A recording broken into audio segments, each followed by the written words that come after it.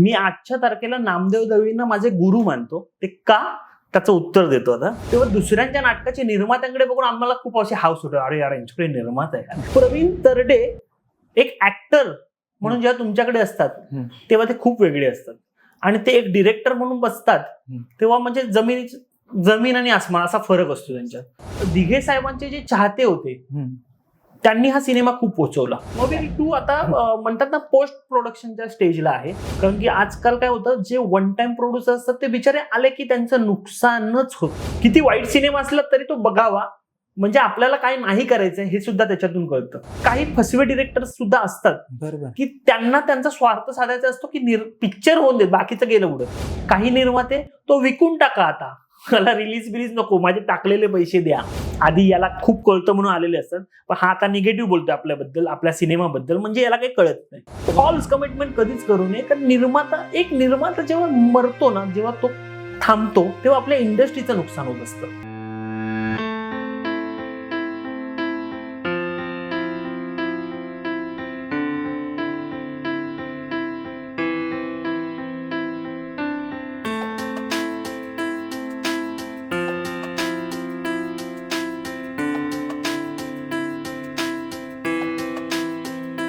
नमस्कार सर. नमस्कार. तुमचं या पॉडकास्टमध्ये स्वागत आहे. थँक्यू. तर आज आपण तुमच्या आतापर्यंतच्या जीवन प्रवासावरती बऱ्याच गप्पा मारणार आहोत. तर आपण तुमच्या आधीच्या दिवसांबद्दल बोलूया. ज्यावेळी तुम्ही स्कूल कॉलेजमध्ये होता त्यावेळी ते दिवस कसे होते त्याबद्दल जरा सांगा. नक्कीच. मी मूळचा चिंचपोकळीला राहणारा होतो. ओके. आणि गरिबीत दिवस होते सगळे बऱ्यापैकी. आणि काय म्हणजे त्या वेळेला शाळा म्हणजे एक इमानदारीतला शाळेतला जाणारा मुलगा असं कॅरेक्टर होतं माझं. तर ते सगळं झालं. शाळेत एवढी काही हे नाही, म्हणजे फक्त शाळेतला मला एक किस्सा आठवतोय.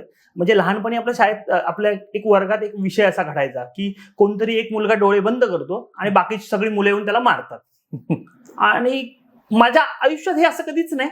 एक 9वीत हा एक किस्सा आमच्या वर्गात घडला होता. आमच्या एका मित्राला त्याचे डोळे बंद केले आणि सगळ्यांनी मारलं. तर मी खूप लांब होतो, मी 3-4 बेंच क्रॉस करून गेलो आणि मी पण मारलं. मी मारायला आणि त्याचे डोळे उघडायला म्हणजे लोकांनी खोडलेला एकच टाइम, आणि त्याला फिट आली. तर सगळं आलं माझ्यावरती की यांनी मारलं लाचचा फटका. प्रिन्सिपल्स वगैरे आल्या, सगळ्या आल्या, आणि सगळे म्हणजे मी काय किती मोठा गुन्हा केला अशा नजरेने माझ्याकडे बघायला लागल्या होत्या. तर मला स्वतःला एवढं टेन्शन आलं होतं. मला म्हणजे जो तो शिक्षक येतोय मला हडतूडच्या वार्ता करतोय, हे कर ते कर, एक काम कर उद्या पालकांना घेऊन ये. त्या मुलाला प्रयोगशाळेत घेऊन गेले, तिथे त्याच्यावर काहीतरी ट्रीटमेंट चालू होती सगळं. त्याच्यानंतर कळलं त्याला फिट आली होती, जी त्याला आधीपासून यायची. हे मला माहित नव्हतं. नंतर थोडासा रिलॅक्स झालो होतो तेव्हा. आणि त्याच्यामुळे ना शाळेत सगळ्या शिक्षकांमध्ये जरा फेमस झालो होतो की हा वाया गेलेला मुलगा.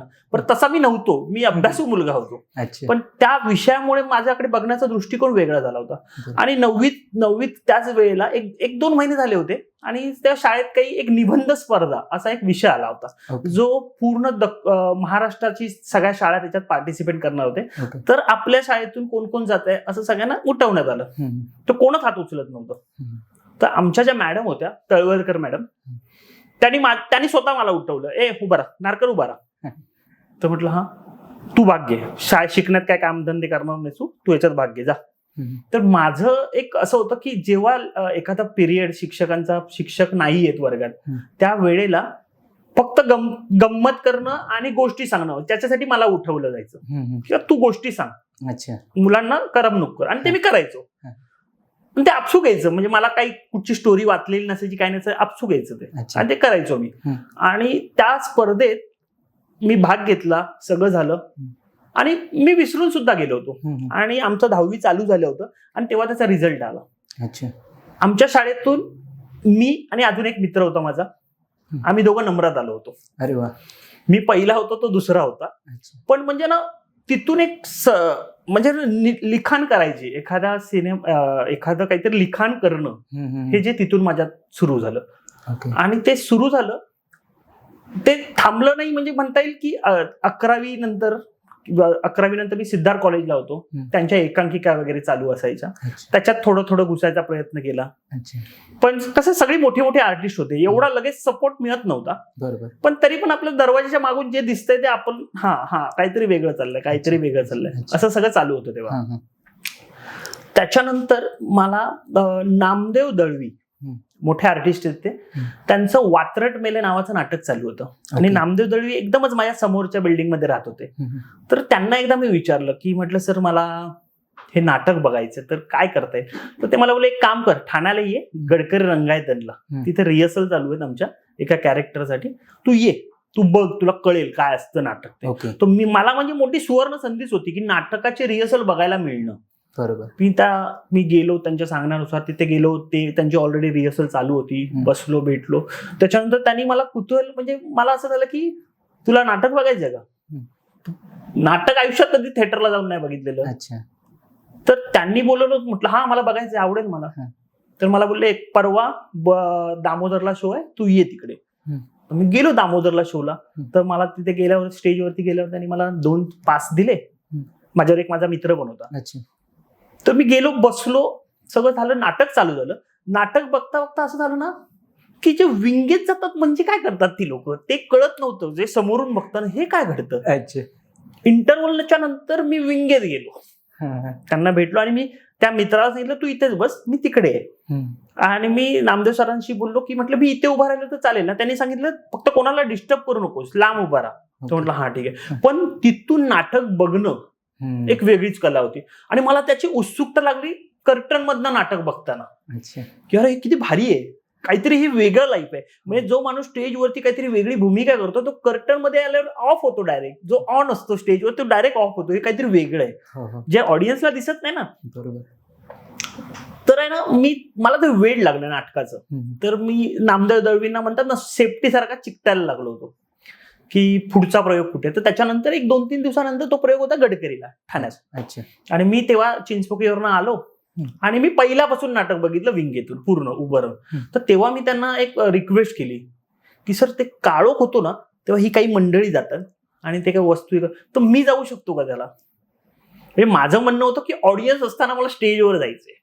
ते आत्ता कळालं की ब्लॅकआउटला स्टेजवरती कोण आलेलं दिसत नाही, पण तेव्हाच ते डोक्यात ते की बाबा ऑडियन्स असताना आपण स्टेजवर जावं. बरं, ती मंडळी काय करतात, तर ती बॅकस्टेजवाली मंडळी असतात, ती स्टेजवरती जाऊन काय प्रॉपर्टी पडली बिडली काय लावणं वगैरे सेटअप करणं एवढं करून ते लगेच येतात. तर त्यांनी मला सांगितलं की नाही, वेळ आहे अजून तुला ह्या गोष्टीला. मला तो राग आला ऍक्च्युली. म्हणजे मी आजच्या तारखेला नामदेव दळवींना माझे गुरु मानतो. ते का, त्याचं उत्तर देतो आता. की मला त्यांचा राग आला की मी रोज तुमच्यासाठी एवढं येतो, तुमचं कामं करतो, तुम्ही जे सांगता ते करतोय, पण मला संधी नाही देतात यार. हे म्हणजे ते पण एक फक्त जायचंय ना सगळ्या घोळक्याबरोबर मी पण जातो आणि करून येतो. मी नाही म्हणून सांगितलं, पण मी तो राग डोक्यात ठेवला की यार नाही. आणि तिथून मी पहिलं नाटक लिहिलं माझं. अरे वा. आणि पहिलं नाटक लिहिलं तर ते नाटक आहे ना, म्हणजे मला स्वतःला दिसायला लागलं की म्हणजे पहिल्यांदा नाटक फक्त वात्रट मेले बघितलेला माणूस नाटक लिहितोय. तर मला स्वतःला त्याच्यात आहे ना, मला स्वतःला जाणवत होतं की नाही यार, हे असंच नाटक असतं का, म्हणजे मी जे लिहिलं तेच नाटक असतं का. फक्त एवढंच झालं की माझे शब्द हे रिअल लाईफ मधले होते. नाटकी म्हणजे आपण एक पुस्तकी भाषांमधले जे शब्द असतात ते नव्हते, तर रिअल लाईफ मध्ये आपण जे रिअल लाईफ मध्ये बोलतो, त्यामुळे रिअल लाईफ मधले पंच वगैरे त्याच्यात इन्व्हॉल्व्ह झाले होते माझे. आणि त्या नाटकाचं मी संतोष पवारला रीडिंग दिलं. संतोषला सांगितलं, मी म्हटलं असं एक नाटक लिहिलंय. तर संतोषनी ते मला बोलला मला पाठव वाचायला, बघू आपण. संतोषनी पण वाचलं. त्याच्यानंतर तुम्हाला बोला चांगलं लिहिलंयस, मी सांगतो तुला आपण काहीतरी करूया याच्यावर. पण संतोष एवढा बिझी होता त्याच्यामुळे काही घडलं नाही. काय करायचं ते कळत नव्हतं. पण मला ना वात्रट मेलेची रिहर्सल आठवत होती. डिरेक्टर काय करत होता, कशी बसवत होता, काय करत होता. तर लिहिताना एक आहे ना कॅरेक्टर डोक्यात ठेवून नाटक लिहिलं गेलं होतं. त्यामुळे ना म्हटलं आपणच बसूया. आणि मग कॉलनीतली मुलं गोळा केली. कॉलनीतली म्हणजे आमच्या गडकरीच्या कट्ट्यावरची काही मित्रमंडळी होती, अशी सगळी कॉलनीतली मुलं गोळा केली ज्यांना याची हौस होती की बाबा नाटक वगैरे करायचं असं. आणि ते करताना मी ते नाटक बसवलं यार. म्हणजे मला अजून म्हणजे आता मी सांगतोय तर मला माहितीये की त्यावेळेची काय वेळ होती, कशी परिस्थिती होती. बरं, पैसे हा प्रकार नाही, कोणाला पैसे देणं हा प्रकार नाही, कोणाकडनं घेणं हा प्रकार नाही, कारण सगळे बिचारे माझ्यासारखे होते. तर आम्ही रिहर्सल पण आम्ही ना एक कचराकुंडीची जागा होती, ती कचराकुंडी बंद झाली होती, पण ती जागा तशीच होती, आम्हाला ती जागा मिळाली होती. त्यामुळे आम्ही तिथे ती रिहर्सल्स करत होतो. आणि हळूहळू करताना ते नाटक छान झालं. नाटकाचे प्रयोग लागला गडकरीत. तर मला अजून आठवतंय गडकरीत नाटकाचा बोर्ड लागणं आणि आम्ही एवढं एक्सायटेड होतो सारखे आपल्या त्या गडकरीच्या काउंटरला जायचं विचारत आमचा बोर्ड कधी लागणार आहे आमचा बोर्ड कधी लागणार, कारण आयुष्यातला पहिला बोर्ड लागणार होता ना तो. तर ते आपले सांगायचे हा काम चालू आहे, लागेल लागेल ते, कारण बाकीची नाटकांचे बोर्ड आहेत ना. बरोबर. आमची एक्साइटमेंट 4 दिवस आधी बोर्ड लागतो हे आम्हाला फक्त कळालं होतं उडतो आमचा बोर्ड कधी लागणार. आणि मला आठवतं मी रात्री 1:30 वाजता येऊन गडकरीच्या बाहेर गेट बंद होता आणि बाहेरून मी माझा बोर्ड लागलेला बघितला. तो जो काय आनंद होता ना की यार आपल्या नावाचा, की आपला नाटकाचा एक बोर्ड लागला. बरोबर. नाटकाचं नाव होतं सातीच्या साती महारथी. ओके. आणि ते नाटकाचा ज्या दिवशी प्रयोग झाला, सगळं झालं, त्यावेळेला पण सुद्धा मी नाटकात काम करत नव्हतो, मी फक्त नाटक बसवत होतो. आणि माझा एक मित्र होता, तो रोल करत होता त्या नाटकातला.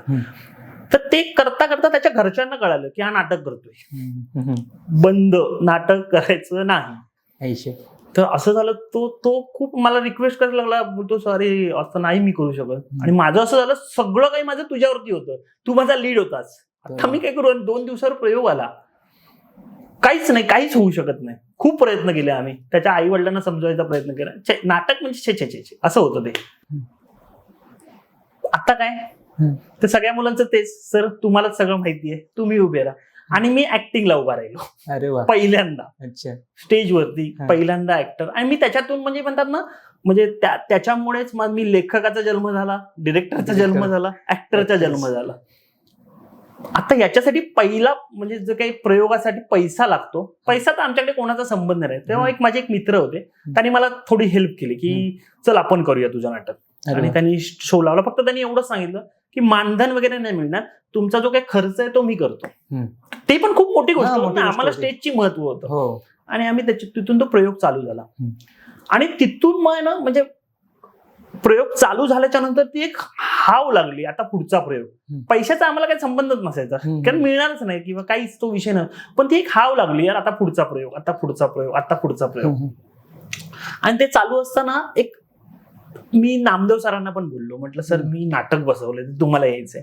आणि सर आले, सरांनी नाटक बोललं. आणि मला काही त्याच्यातल्या भरपूरशा गोष्टी त्रुटी होत्या, त्या त्यांनी मला सांगितल्या.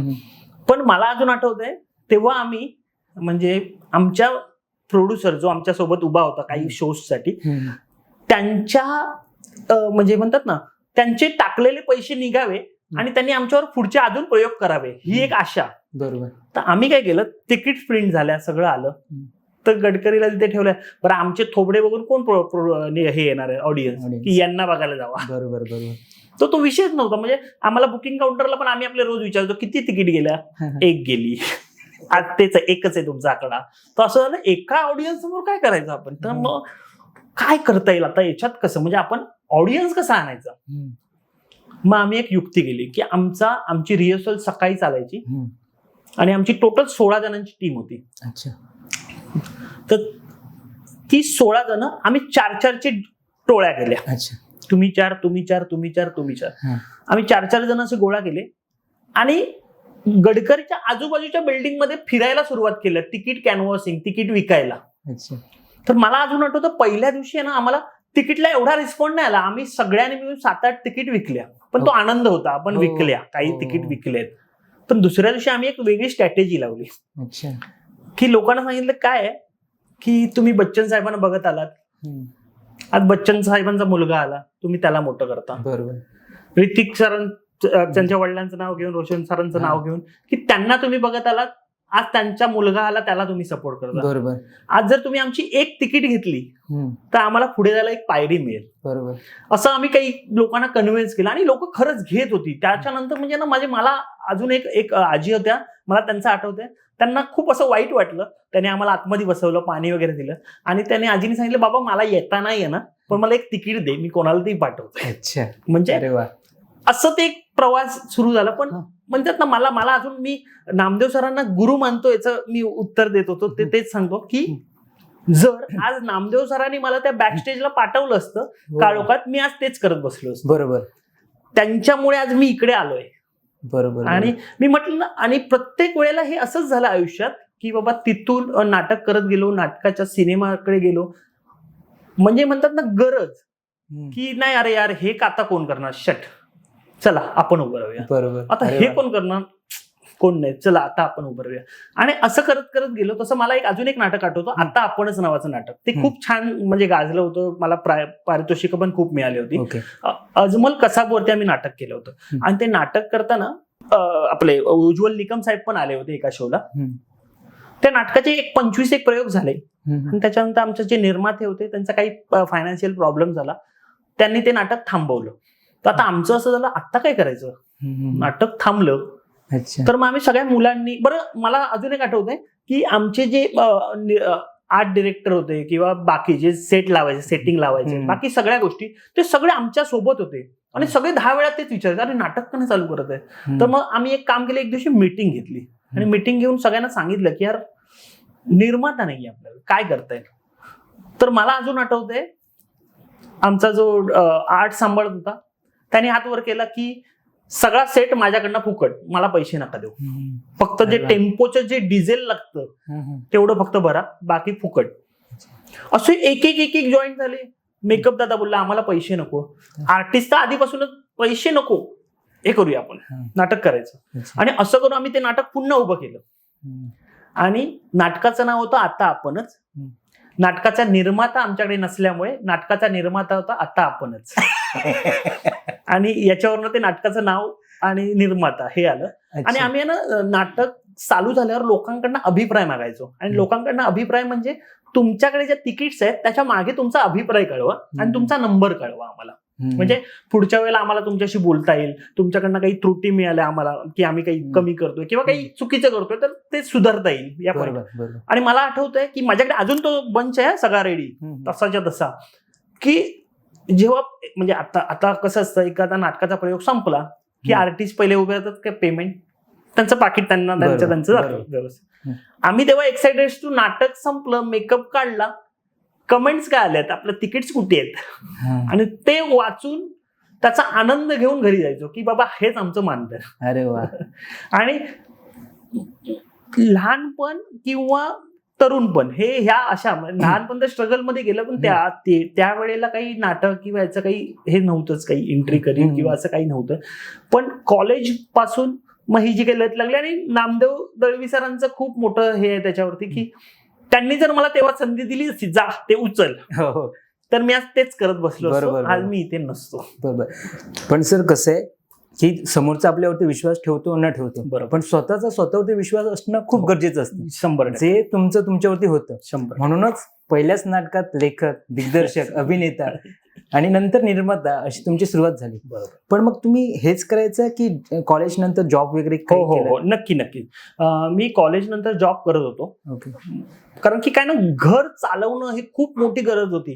कारण वडील जे काही काम करत होते त्याच्यात तेवढं काही घराचं भागायचं नाही, तर काम करणं हे खूप महत्वाचं होतं. बरं, मी कॉलेज पण मी काही अर्धवट शिक्षण करून थांबलो, कारण की माझ्या मागे माझा भाऊ येत होता, तर त्याचं शिक्षण होतं.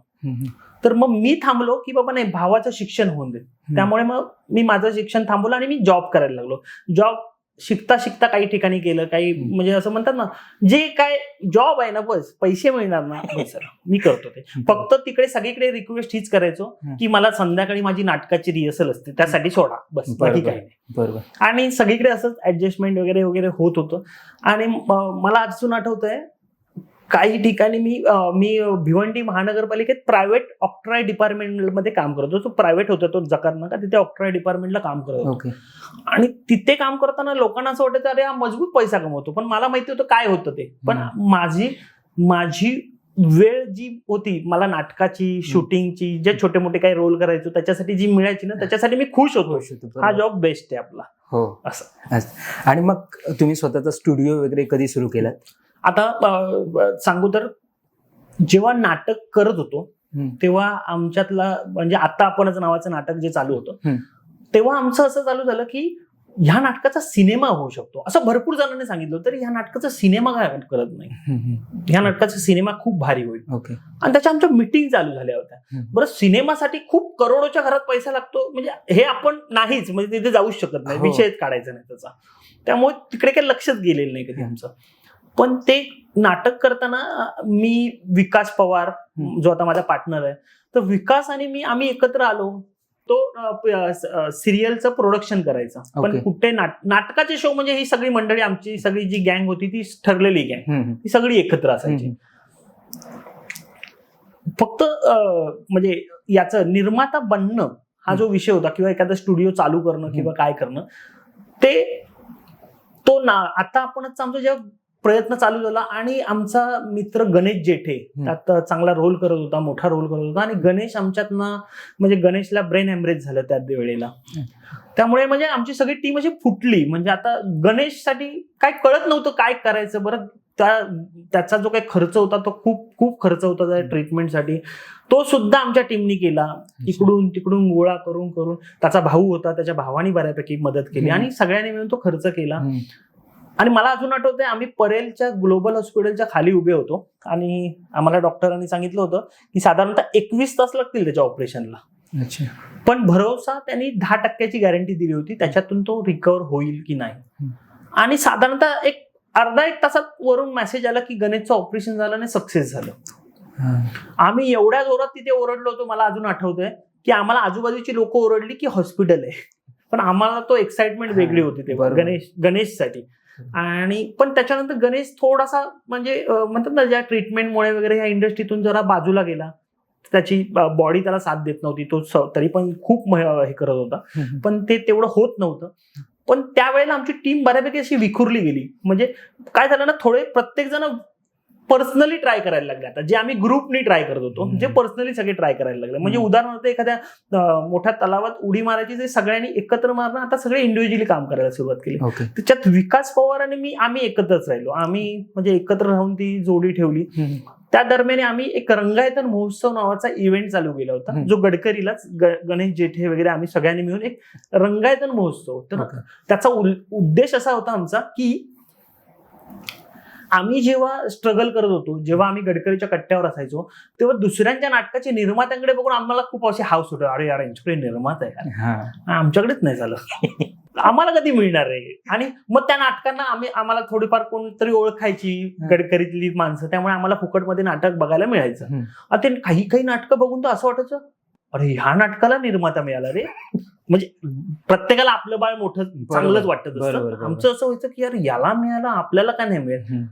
तर थोडं काही प्रत्येक जण म्हणजे त्याच्यानंतर आम्ही प्रत्येक जण प्रत्येक क्षेत्रात आपापलं काम करत होतो, छोटं मोठं काम होईना, पण कामं चालू होती. मग तेव्हा असा आला विचार की ह्या गडकरीच्या कट्ट्यावर जी बाकीची म्हणजे थोड्यात आहे ना आमची पिढी बाजूला पडली झाली, म्हणजे मोठी झाली त्या गडकरी कट्ट्यापासून, आता आपापली कामं करायला निघाली. बरोबर. तर आमच्या नंतरची पिढी तिथे यायला सुरुवात झाली होती. काही कॉलेजची मुलं वगैरे त्यांची एक म्हणतात ना रिहर्सल्स वगैरे चालू झाल्या.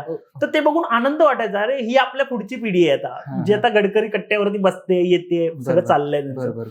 तर ते करताना असं आलं की ना यांच्यासाठी काहीतरी एक प्लॅटफॉर्म निर्माण करूया. तर काय करता येईल. मग असं आलं ना एकांकिका स्पर्धा. तर एकांकिका स्पर्धा ओके डन. मग सगळं झालं. मग फंड काय आणणार, तो आपण इकडून तिकडून स्पॉन्सरशिप, जे ओळखीची मोठी मोठी मंडळी आहेत त्यांच्याशी बोलू आणि ते आणू.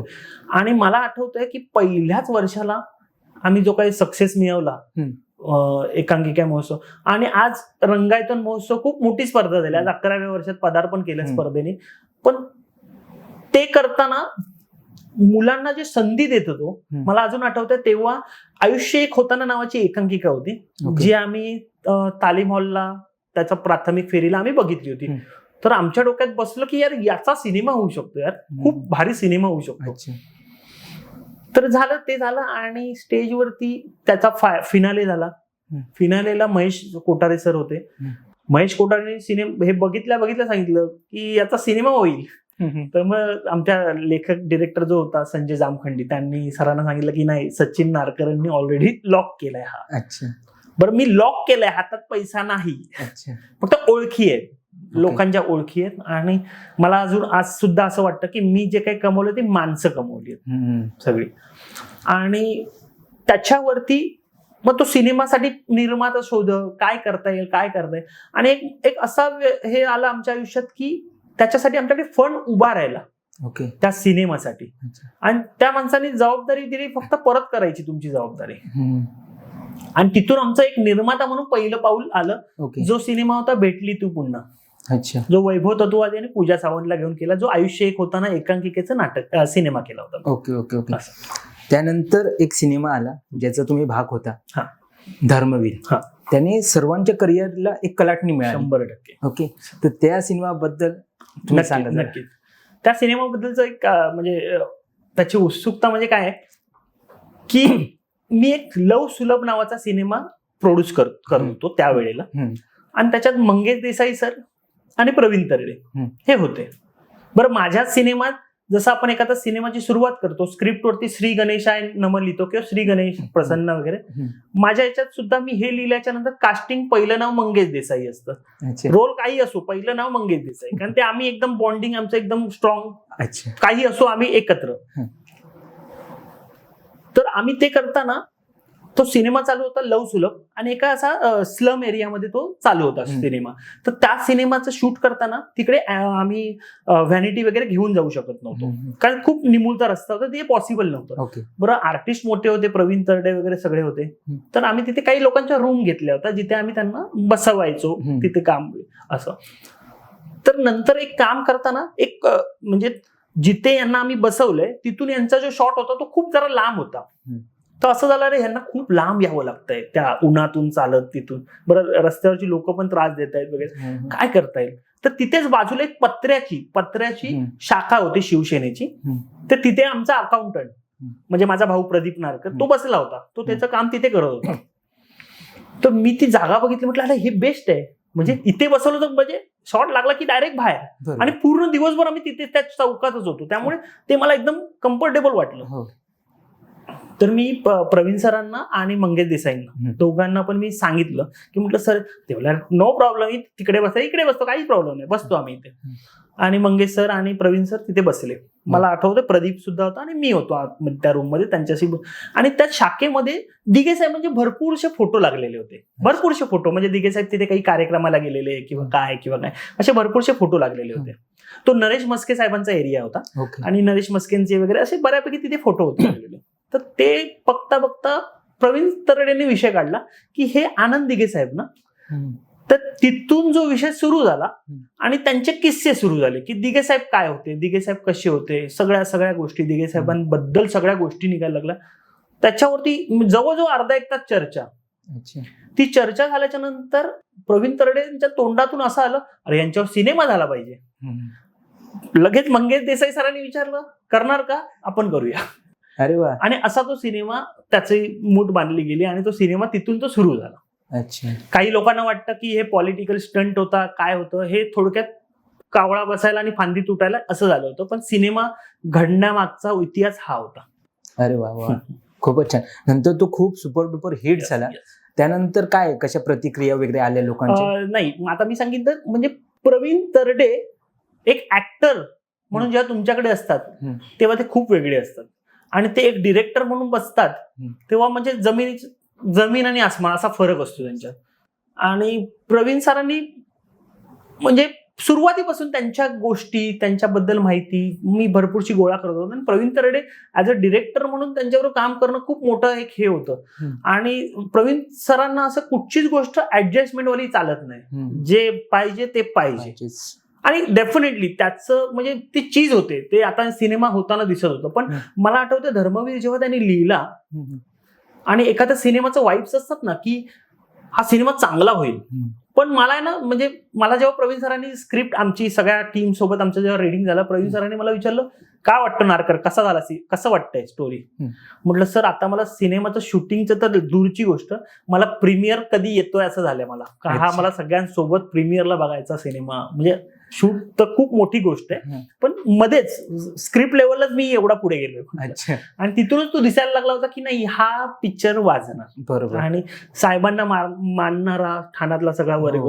तर फक्त तेव्हा आमचं टार्गेट अख्खा महाराष्ट्र म्हणण्यापेक्षा त्याची स्ट्रॅटेजी आम्ही तशी केली होती की तो अख्ख्या महाराष्ट्रापर्यंत कसा पोहोचेल.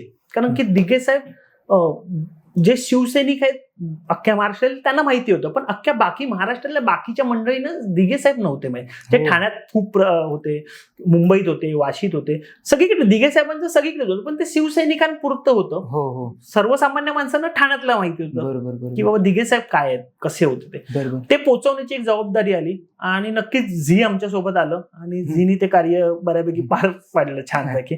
आणि मला अजून आठवतं की दिघे साहेबांचे जे चाहते होते त्यांनी हा सिनेमा खूप पोहोचवला. बरोबर म्हणजे जे होर्डिंग कटआउट्स वगैरे ज्या काय लागल्या त्यांनी फक्त आमच्याकडनं डिझाईन मागून घेतले आणि त्यांनी लावलं ते. आम्ही म्हणजे हिंदी इंडस्ट्रीमध्ये चर्चा झाली ये कोणसा सिनेमा आ रहा है मराठी में. अच्छा म्हणजे त्याचा एक म्हणतात ना आणि एक वेगळा प्रवीण तरडेंसोबत काम करणं एक मोठा अभ्यासक्रम आहे. म्हणजे मी सांगतो ना, म्हणजे एवढ्या वर्षात जे काही शिकलो आणि यांच्याकडनं काय जे काही शिकलो, अरे बापरे बापरे, म्हणजे खूप फरक. पण अच्छा. तो माणूस खूप मोठं विजन ठेवतो आणि तो माणूस ते विजन पडद्यावरती घेऊन येतो. परत त्यांचं ते डिटेलिंग वगैरे एकदम खूप खूपच डिटेलिंग. असतं. म्हणजे मी सांगतो ना, आता मला मराठी सिनेमा म्हटल्यावरती एक डिरेक्टर आणि त्याच्यासोबत 4 असिस्टंट. अच्छा आमच्याकडे एक डिरेक्टर आणि 14 असिस्टंट होते. अरे बापरे म्हणजे मला जेव्हा त्यांनी विचारलं होतं की मी डिरेक्ट करतोय असं तसं, तर माझ्याबरोबर माझ्याकडे 3 मुलं आहेत, ती माझी कंटिन्यू असणार. आणि साधारणतः तुम्ही किती जण असतील तुमच्याकडे असिस्टंट? म्हटलं 2-3 देतो त्याच्याबरोबर. किती? त्यांनी किती म्हटलं 2-3 म्हणजे ते 3 आणि हे 3 6 होतील. बरं माझं म्हणणं 4च्या जागी आपण 6 देतोय म्हणजे वा असं म्हणतील. म्हणजे किती? ते बोलले 13 ते 14 लोक लागतील मला. पण म्हणजे आता त्यांना विचारणार कसं की कशाला एवढे हवे काय. पण म्हणजे त्यांनी अक्षरशः प्रत्येक माणूस एकही असा वेस्टेज नव्हता की यार हा उगाच आहे रे. प्रत्येकाला काम, प्रत्येक माणसाची डिटेलिंग. म्हणजे कॉस्ट्युम जर 7ची शिफ्ट आहे तर 6 वाजता हा माणूस सेटवरती अवेलेबल आहे. सगळ्या डिपार्टमेंटमध्ये स्वतः फिरणार, सगळ्या डिपार्टमेंटच्या हेडशी बोलणार, आजचं काय काय सगळं रेडी आहे ना, सगळ्या गोष्टी आहेत ना, blah blah blah blah blah blah, okay done. आणि तो माणूस एवढं डिटेलिंग बघतो. मला एक सीन आठवतोय, एक दिघे साहेबांच्या मागे काही शिवसैनिक उभे आहेत असा एक सीन होता सिनेमात आणि तो आम्ही सीन शूट केला. आणि त्याच्यानंतर सॉरी दिघे साहेबांच्या एक सीन असा होता की एका ठिकाणी असं लफडी झाली आहे, असं एक भिवंडीत दंगल झाली आणि त्याच्यानंतर तो सीन होता दिघे साहेबांच्या कॅबिन मधला. तर तो सीन शूट करताना पहिली दंगल शूट झाली, नंतर कॅबिन मधला झाला. पण टेलिकास्टला पहिलं कॅबिन आहे आणि तिथून ते शिवसैनिक निघाले जे भिवंडीत जो दंगलीचा विषय झाला ते तिकडे गेले. तर त्यांच्या मागे एक कॅरेक्टर उभा होता, तर त्याचं शर्ट यांनी मॉनिटरवरती बघितलं आणि मला बोलले की नाही हे शर्ट चुकीचं आहे. कन्फर्म. आर्ट डिरेक्टरला बोलवलं, सॉरी कॉस्ट्युम डिझायनरला बोलवलं. ती बोलले सर सेम आहे. बरं त्यांच्याकडे जी कंटिन्युटी मोबाईलवरची ती बघतायत सेम आहे. त्यांनी मला बोलवलं, सचिन हे चुकीचं आहे. बरं मी पण मोबाईल झूम वगैरे करून बघतोय, नाही सर सेम आहे, बरोबर आहे. नाही हे शर्ट चुकीचं आहे. बरं मग असं झालं, नाही हे शर्ट चुकीचं आहे, मी चुकीचं काम करणार नाही, ते शर्ट आणा. तर मी कॉस्ट्युम डिझायनरला काय बोलू दुसरं, हेच आहे ना, हेच आहे सर, दुसरं आहे. अच्छा. बरं ते कळेच ना काय होतंय काय. म्हणजे मग ते स्वतः गेले कॉस्ट्युम डिपार्टमेंटमध्ये आणि त्या पेटीतून त्यांनी ते शर्ट शोधून काढलं. आणि मला अजून आठवतंय ते शर्ट 19-20चा फरक होता, ज्याच्यात डॉट छोटे आणि मोठे एवढाच फरक होता. पण त्या माणसाने तेवढं शोधून काढलं. म्हणजे व्हाईटला ते डॉट छोटे आणि मोठे एवढाच फरक होता. पण त्या माणसाची डिटेलिंग वेळ लागतो.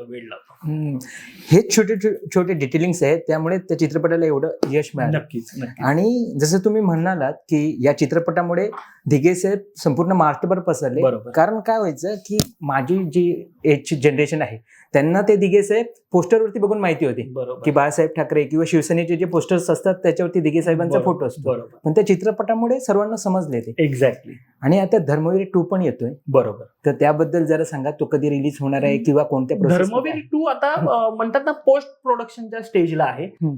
तर लवकरात लवकर तो रिलीज करू. म्हणजे तो जेवढा लवकर होईल त्याचा आमचा प्रयत्न चालू आहे. फक्त त्याच्यात मी जसं सांगितलं ना, प्रवीण सरांचं जसं शूटिंगला लक्ष असतं, जसं प्री प्रोडक्शनला लक्ष असतं, तेवढंच पोस्ट प्रोडक्शनला लक्ष असतं. एकाही आर्टिस्टचं त्यांचं म्हणणं असं डबिंग माझ्याशिवाय झालं नाही पाहिजे. मला आठवतंय पहिल्या वेळेला आम्ही डबिंग काही ठिकाणी वेगळ्या ठिकाणी चालू, जिथे प्रवीण सर होते, काही ठिकाणी प्रवीण सरांचे असिस्टंट डबिंग करत होते. त्यांनी सगळं ते स्क्रॅप केलं नाही, सगळं प्रवीण सर स्वतः बसून करतात. त्यामुळे एकटा माणूस सगळ्या डिपार्टमेंटला जातो, त्यामुळे तो तेवढा वेळ लागतो. पण लवकरात लवकर आम्ही धर्मवीर 2 रिलीज करू. अच्छा सर, तुम्ही एक चित्रपट निर्माता म्हणून ज्यावेळी तुमच्याकडे एखादी स्टोरी येते, तर तुमची काय प्रोसेस असते, म्हणजे काय क्रायटेरिया असतो त्याबद्दल? बरोबर. आता मी जसं मगाशी नाटकाबद्दल सांगितलं की माझी भाषा पुस्तकी नसते, माझी भाषा एक रेग्युलरची असते. त्यामुळे प्रत्येकाला ती आपलीशी वाटते. बरोबर. म्हणजे ती नक्कीच दिग्गजाने जी पुस्तकावरती जी भाषण आहे, जी पुस्तकावरती नाटकं येतात, ती नक्कीच मोठी असतात, त्याच्याबद्दल हेच नाही. पण मी थोडासा वेगळ्या स्टाईलचा असल्यामुळे मी ती जी रेग्युलर लँग्वेज जी आहे त्याच्यावरती मी घुसतो. आणि एखादा सिनेमा माझ्याकडे वाचनासाठी आला तर मी पहिलं माझं तेच असतं की लोक तेच म्हणतात, मी सर तुम्हाला मेल करतो, तुम्ही वाचून घ्या. नको, तू ये, तू ऐकव मला. बरोबर. तू वाच. बरोबर. म्हणजे मी माझ्या विजनला मोकळा होतो. पण तो वाचताना मी एक निर्माता म्हणून त्या सिनेमाकडे बघत नाही, मी त्या सिनेमाकडे एक ऑडियन्स म्हणून बघतो की ह्या सिनेमाला मी स्वतः माझ्या फॅमिलीला घेऊन जाईन का. बरोबर. किंवा ह्या टायटलला मी स्वतःच्या फॅमिलीला घेऊन जाईन का. मी ह्या भाषेने सिनेमा बघतो. पण परत तेच आहे की कमर्शियल गणित, सिनेमाची कमर्शियल गणित कशी बसवणं की ते खूप महत्वाचं आहे. कारण की आजकाल काय होतं, जे वन टाइम प्रोड्युसर असतात ते बिचारे आले की त्यांचं नुकसानच होतं. म्हणजे 100 मला वाटतं एखाद दुसरा प्रोड्युसर काहीतरी त्याच्या दैवी नशीब त्याचं असेल आणि त्याच्यातून तो निघत असेल, नाहीतर ऑलमोस्ट मी जेवढे नवीन निर्माते येतात ते नुकसानच जे वन टाइम प्रोड्युसर असतात. बरं, त्याच्यात मी एक म्हणजे स्क्रिप्टवाला विषय आला तर सांगतो की काही जणांचं असं असतं, नाही माझ्या काकांनी हे केलं होतं, त्यांच्यावर आपण सिनेमा करू. तर माझं म्हणणं त्यांना हेच असतं की नक्कीच, पण तुमच्या काकांचं कर्तृत्व काय, त्यांनी काय काय केलंय. तर हे धर्मवीर नंतर हे असे भरपूर यायला लागले की नाही पैसा पण आम्हीच लावतोय. बरं, कारण आम्ही द्यायचो की नाही आमचा जरा फंड अडकलाय, नाही तुम्ही पैसा नका लावू, पैसा पण आम्हीच लावतो, आमच्या काकांवरती करा. तर काका काय करतात, त्यांची दारूची मोठी भट्टी होती, ते कसले हे, अरे दारूची भट्टी नाही ना मी हे करू शकत. म्हणजे हे आपल्या घरात लग्न बारसं तिथे हा सिनेमा दाखवू शकतो. बरोबर. बाकी नाही ना हा सिनेमा. मुळात लोकांची आवड काय, लोकांना काय हवंय, आजच्या पिढीला काय हवंय, हे खूप गरजेचं आहे. म्हणजे आज सुद्धा मी जे काही सिनेमे येतात ते आम्ही थिएटरला जाऊन बघतो. मी असो, विकास असो, आम्ही दोघं ते बघतो की किती वाईट सिनेमा असला तरी तो बघावा, म्हणजे आपल्याला काय नाही करायचंय हे सुद्धा त्याच्यातून कळतं. आणि किती चांगलं आहे तर काहीतरी वेगळेपणा आपल्याला पण शिकता येतं प्रत्येक डिरेक्ट. तुम्ही म्हणालात ना काही नवीन निर्माते येत आहेत, त्यांचं नुकसान होते. बरोबर. तर तुम्हाला काय वाटतं यामागे कारण काय आहे?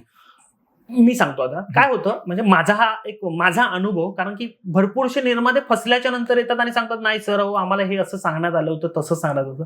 काय होतं की एखादा निर्माता जेव्हा येतो त्याला ती स्टोरी ऐकवली जाते, निर्माता खुश होतो, अरे वा हे स्टोरी. आणि निर्मात्याला काही निर्माते हे भरपूर वेगवेगळ्या स्टाईलचे असतात. काही लोकांना फेम हवं असतं, काही लोकांना शूटिंगचं प्रोसेस त्याच्यात जास्त इंटरेस्ट असतो. तर काही लोकांची रिक्वायरमेंट असते की माझा मुलगा हिरो व्हावा, माझ्या काकाचा मुलगा हिरो व्हावा, माझी मुलगी हिरोईन. नक्कीच तो प्रयत्न चांगलाच आहे.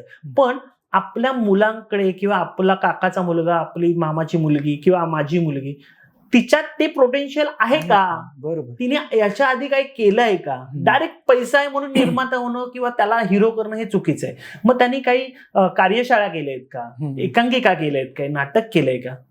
मी आता नाटकावरून विषय सांगायला झालो तर आपण आपल्यातले मराठी आर्टिस्ट जेव्हा हिंदी करायला जातात तेव्हा त्यांनी फक्त एवढं सांगितलं की मी ड्रामा किया है, थिएटर से आया हूं. काय रिस्पेक्ट मिळतो, केवढा आनंद वाटतो यार, आपले आर्टिस्ट आहेत आणि हा रिस्पेक्ट का, कारण थिएटर. तर मी त्या सगळ्या निर्मात्यांना पहिलं तेच सांगतो की तुमच्या मुलाला किंवा काय आणताना पहिलं त्याला थिएटर करायला लावा, तुमचा पैसा तिथे लावा, त्याला थिएटरचा अनुभव येऊन दे.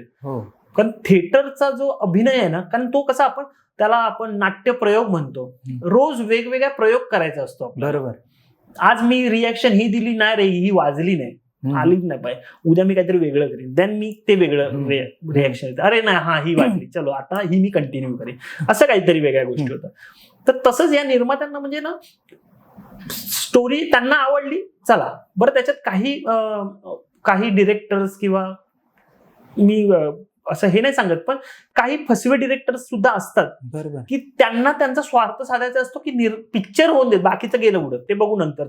डिरेक्टर म्हणून त्यांचं नाव लावायचं असतं. त्यांना त्यांचं नाव लावायचं असतं. बरोबर. त्यातले काही खरंच खूप मेहनती असतात, तर काही खूप फक्त ह्या गोष्टीसाठी की डिरेक्टर म्हणून माझा सिनेमा येऊन देत, बाकी गेलं उडत. तर त्यावेळेला काय करतात की निर्मात्याला सांगितलं जातं, निर्माता पहिली गोष्ट काय, बाबा 1 करोड लागणार सर सिनेमाला. निर्माता रेडी होतो, 1 करोड बस, हा होतो सर, डोंट वरी. मग ते रिटर्न कसे येतात सर, थिएटर मधनं 2-3 करोड असेच येणार तुम्हाला, अनुदान मिळणार, satellite right, digital right, sir 5-6 कोटी आरामात येणार. निर्मात्याला तेच वाटतं, अरे मी 1 करोडचा बिझनेस करतोय तर 5-6 करोड नाही येत रे माझ्याकडे असे. तर हे बघू तरी, एक ट्राय करायला काय. आणि निर्माता सिनेमात पैसा टाकायला रेडी होतो. बरं, त्याच्यात कास्टिंग सुद्धा काय असतं, तर आमचा सोम्या गोम्या टोम्या जरा याला उभं करा रे त्या रोलसाठी, याला, हे अशी कास्टिंग असते.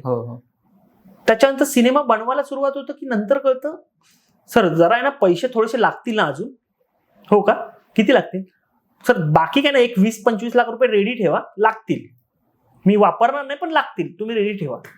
निर्माता बिचारा इकडून तिकडून रेडी करून ठेवतो, त्यांनी 1 करोडच्या आधीच सोय करून ठेवला, अजून एक 25, अजून शेवटला आल्याच्यानंतर कळतं की हा सर शूटिंग झालं 1-25 मध्ये.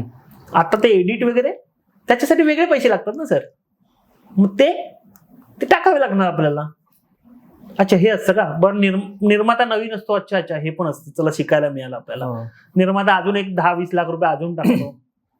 आता अशा वेळेत सिनेमा रेडी होतो. सिनेमा रेडी झाल्याच्या नंतर निर्मात्याला आवडो न आवडो, त्याची आजूबाजूची गँग, काय सिनेमा झालाय सर तुम्ही टेन्शन नाही, आता दुसरा पिक्चरची वाट सुरू करा, असे सांगणारी मंडळी मी बघितली आहे. म्हणजे मी त्यामुळे त्यांचा अभिनय सांगतोय तुम्हाला की सर एकदम जोरदार झालाय पिक्चर. बरं, तो सिनेमा बघितल्यावर आपल्याला कळतो कोण तो मूर्ख माणूस एकदम जबरदस्त झालाय बोलणारा, त्याला आणा समोर उभा करा. आणि अशात तो सिनेमा रेडी झाला. आता सिनेमा रेडी आहे, आता सर रिलीज करायचा असतो, त्याला 1 करोड वेगळा, मग हे कोण लावणार सर. म्हणजे आता ते चॅनल घेतात, पण चॅनल नाही आलं तर आपण बघू, कुठं ना कुठं मिळून जाईल. चॅनल लगेच घेतात, ते काही प्रॉब्लेम नाही. मग मोठमोठ्या चॅनलसाठी स्क्रीनिंग होतं, काही चॅनल उभं पण करत नाही, काही चॅनल चला त्याच्यातल्या त्यात स्क्रीनिंग सुद्धा घडवून आणतात आणि त्यांच्याकडनं नकार येतो. आता निर्मात्याचं असं झालं की यार सिनेमा करून 1.5 वर्ष झालाय, सिनेमा अडकलाय, आता काहीतरी करून रिलीज करा ना. त्याच्यात मग निर्माता स्वतःच्या ओळखी लावायला सुरुवात करतो की बाबा याला काय करायचं असतं पुढचं, हे मला काय माहित नाही. तो वेगळ्या बिझनेस मधला विचार आलेला असतो आणि तो सिनेमा करण्यास सुरू की आता हा आपल्याला रिलीज करायचा, काय करावं लागतं. तर काही निर्माते जे स्ट्रॉंग असतात ते वाट बघतात, काही निर्माते तो विकून टाका, आता मला रिलीज बिलीज नको, माझे टाकलेले पैसे द्या. मग अशा वेळेला त्या सिनेमाची, म्हणजे मी जसं उदाहरण दिलं तसं 1-1.5 कोटीचा सिनेमा झाला, त्याची रिटर्न व्हॅल्यू येते 20 ते 30 लाख रुपये. निर्माता किती नुकसानात जातो. हे काय होतं, नवीन निर्माता असतो आणि हे चुकीचे गाईड केलेलं असतं त्यांना, त्याच्यामुळे निर्माते फसतात. आणि त्यातल्या त्यात जर रिलीज झाला, तो काय करतो की बाबा माझा हात दगडाखाली अडकलाय, 1.5 कोटी अडकलेत माझे. आता मग तो इकडून तिकडून लोकांकडनं पैसे गोळा करतो, काही स्वतःच्या जागा विकतो आणि तो पुढचे 1 कोटी उभे करतो आणि सिनेमा मोठ्या ताम जाम मध्ये तो रिलीज केला जातो. पण ऑडियन्स येतं का, तर नाही, कारण तो सिनेमा तसा झालेला नाहीये. बरोबर. कारण की त्यामुळे त्याचे ऑलरेडी तो 1.5 कोटी त्याचे ते हे काढायला अजून त्यांनी 1 कोटी टाकलेला असतो. अशा वेळेला काही जसं मी म्हटलं, नवीन निर्माते जे काही आमच्याकडे येतात आणि आम्हाला फिल्म दाखवतात, सर काय करू शकतो याच्यात. मला एक अजून सिनेमा आठवतो, त्यांनी 4.5 कोटी सिनेमासाठी खर्च केले होते आणि त्यांनी तो सिनेमा मला दाखवला. तो बघून पहिली गोष्ट आहे ना, मला त्या निर्मात्याशी बोलू कसं अशी हिंमत होईना माझी, की त्याचे 4.5 कोटी त्याचे अडकलेत, सिनेमात काहीच नाहीये. म्हणजे मला असं झालेलं 4.5 लाख रुपये येतील की नाही 4.5 कोटीला. पण मी निर्मात्यांशी बोललो की सर, मला त्यांनी विचारलं की काय करता येईल, तुम्ही गाईड करा मला.